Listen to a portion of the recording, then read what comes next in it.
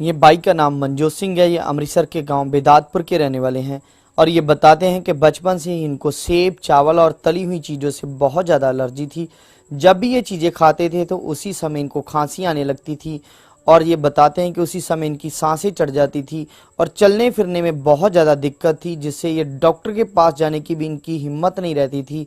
और फिर जब डॉक्टर घर पे आते थे और इनको उल्टी आने की मेडिसिन देता था, तब इनको उल्टी आती थी और तब ये सही होते थे। इसी बीमारी के कारण इनकी फैमिली इनको बहुत सारे डॉक्टर्स के पास लेके गई, बड़े बड़े हॉस्पिटलों में लेके गए, लेकिन तब भी कोई फ़र्क ना पड़ा, ये सही नहीं हो पा रहे थे। ये और इनकी फैमिली बहुत रोते थे। इनको लगता था कि शायद मैं कभी भी ठीक नहीं हो पाऊंगा, क्योंकि जिस भी डॉक्टर के पास ये जाते थे वो इनको बोलते थे कि इस बीमारी का कोई भी इलाज नहीं है, बस आप परहेज़ रखो और मेडिसिन खाते रहो। अगर जिन चीज़ों के लिए आपको मना किया गया है, अगर आप खाओगे तो आपकी डेथ हो सकती है। इसी दौरान ये पूरी तरह से टूट चुके थे और पूरी तरह से ये परेशान थे अपनी लाइफ में।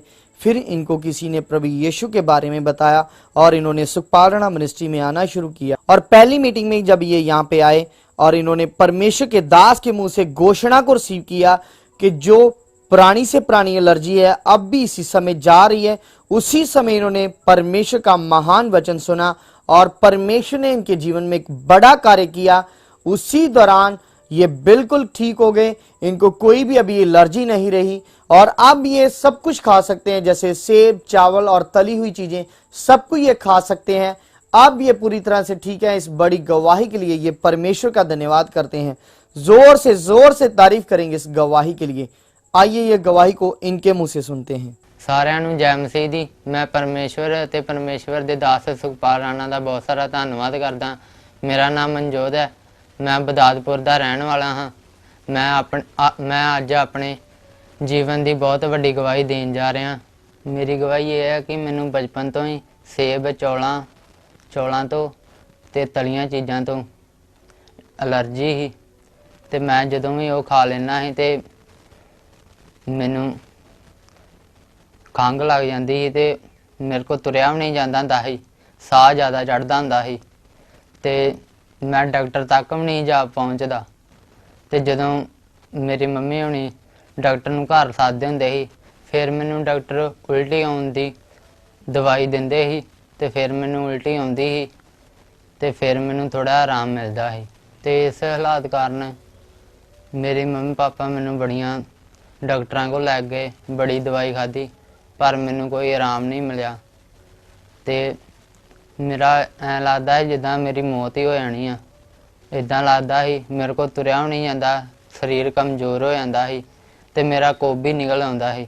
ਮੈਂ ਅਤੇ ਮੇਰੀ ਫੈਮਿਲੀ ਬਹੁਤ ਹੀ ਰੋਂਦੇ ਹੁੰਦੇ ਸੀ, ਪਰੇਸ਼ਾਨ ਸੀ, ਕਿਉਂਕਿ ਮੈਨੂੰ ਲੱਗਦਾ ਸੀ ਵੀ ਮੈਂ ਕਿਤੋਂ ਵੀ ਠੀਕ ਨਹੀਂ ਹੋ ਪਾਉਣਾ, ਕਿਉਂਕਿ ਅਸੀਂ ਹਰ ਇੱਕ ਡਾਕਟਰ ਕੋਲ ਜਾ ਕੇ ਵੇਖ ਲਿਆ ਸੀ, ਬਹੁਤ ਡਾਕਟਰਾਂ ਕੋਲ ਗਏ, ਪਰ ਫਿਰ ਵੀ ਮੇਰੀ ਬਿਮਾਰੀ ਦਾ ਕੋਈ ਇਲਾਜ ਨਹੀਂ ਨਿਕਲ ਰਿਹਾ।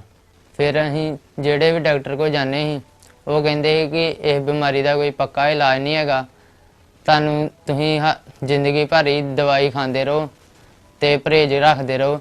ਜੇ ਤੁਸੀਂ ਤੇਲ ਵਾਲੀਆਂ ਚੀਜ਼ਾਂ, ਚੌਲ ਅਤੇ ਸੇਬ ਖਾਧਾ ਤਾਂ ਤੁਹਾਡੀ ਡੈਥ ਵੀ ਹੋ ਸਕਦੀ ਹੈ। ਅਤੇ ਮੈਂ ਇਸ ਬਿਮਾਰੀ ਤੋਂ ਪੂਰਾ ਟੁੱਟ ਗਿਆ ਸੀ ਕਿ ਮੈਂ ਕਦੋਂ ਵੀ ਨਹੀਂ ਠੀਕ ਹੋ ਪਾਉਣਾ। ਅਤੇ ਉਨੀ ਦਿਨੀ ਮੈਨੂੰ ਕਿਸੇ ਜਾਣਨ ਨੇ ਦੱਸਿਆ ਕਿ ਪ੍ਰਭੂ ਯੀਸ਼ੂ ਬਾਰੇ ਦੱਸਿਆ ਅਤੇ ਫਿਰ ਅਸੀਂ ਸੁਖਪਾਲ ਰਾਣਾ ਮਿਨਿਸਟਰੀ 'ਚ ਆਉਣਾ ਸ਼ੁਰੂ ਕੀਤਾ ਅਤੇ ਪਹਿਲੀ ਮੀਟਿੰਗ 'ਚ ਹੀ ਅਸੀਂ ਆਏ ਅਤੇ ਉਦੋਂ ਅਸੀਂ ਬਹੁਤ ਹੀ ਗਵਾਹੀਆਂ ਸੁਣੀਆਂ। ਫਿਰ ਮੇਰੇ 'ਚ ਬਹੁਤ ਹੀ ਵਿਸ਼ਵਾਸ ਪੈਦਾ ਹੋਇਆ ਅਤੇ ਫਿਰ ਜਦੋਂ ਪਰਮੇਸ਼ਵਰ ਦੇ ਦਾਸ ਪ੍ਰਾਰਥਨਾ ਕਰ ਰਹੇ ਸੀ ਉਦੋਂ ਵਚਨ ਆਇਆ ਕਿ ਜਿਨ੍ਹਾਂ ਨੂੰ ਸਾਲਾਂ ਤੋਂ ਐਲਰਜੀ ਆ वो खत्म हो चुकी है। जिन्हें सालों से एलर्जी है फ्री हो जाओ इस बीमारी से भी। सालों से एलर्जी है जिन्हें ओ फ्री हो जाओ यीशु मसीह के नाम से। मैं सोचा अपने दिमाग में कि जे सारे दे दुख टुट सकते हैं तो मेरा भी दुख टुट सकता वा। तो उस दिन ही मैं फिर रिसीव किया उस वचन नूं ते मैं उस दिन ही चंगा हो गया, उस टाइम ही।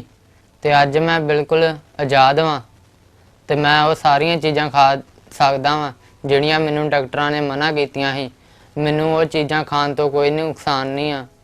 ਹੁਣ ਮੈਂ ਬਿਲਕੁਲ ਫ੍ਰੀ ਹਾਂ। ਅੱਜ ਮੈਂ ਤੇ ਮੇਰੀ ਫੈਮਿਲੀ ਬਹੁਤ ਹੀ ਖੁਸ਼ ਹਾਂ ਤੇ ਇਸ ਵੱਡੀ ਗਵਾਹੀ ਲਈ ਮੈਂ ਸਾਮਰਥੀ ਖੁਦਾਵੰਦ ਦਾ ਤੇ ਪ੍ਰੇਰਿਤ ਸੁਖਪਾਲ ਰਾਣਾ ਦਾ ਬਹੁਤ ਸਾਰਾ ਧੰਨਵਾਦ ਕਰਦਾ ਹਾਂ। ਸਾਰਿਆਂ ਨੂੰ ਜੈ ਮਸੀਹ ਦੀ।